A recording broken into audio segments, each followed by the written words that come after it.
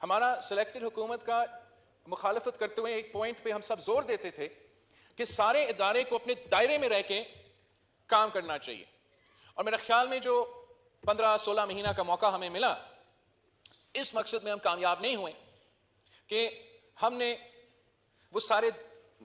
جو ادارے ہیں ان کو اپنے دائرے میں کام کرنے کا جو سلسلہ ہے اس پہ ہم کامیاب نہیں ہوئے ہیں۔ اور اب آگے جا کے جیسے ہم الیکشنز میں جاتے ہیں،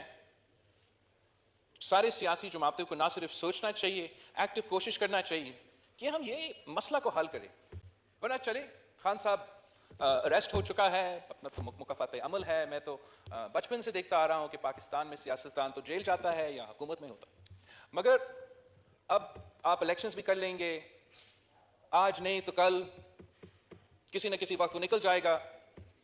اور پھر جو بھی حکومت ادھر ہوگا وہی دھاندلی، وہی دھرنا،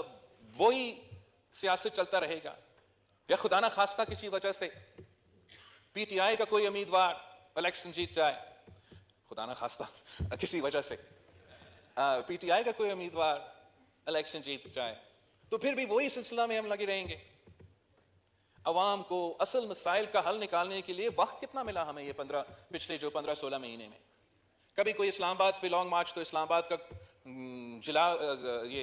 کو جلا رہے ہیں، کبھی زمان پاک جو ہے میدان جنگ میں تبدیل ہو چکا ہے، کبھی یہ مئی 9 کا انسیڈنس آ جاتے ہیں۔ تو جہاں ہمارا اپوزیشن پہ بھی ذمہ داری ہے کہ وہ اپنا رویہ درست کرے، ہم پہ بھی ایک ذمہ داری ہے کہ ہم سب سیاستدان بنیں، سیاست کو اور جمہوریت کو مضبوط کرنے کی کوشش کریں،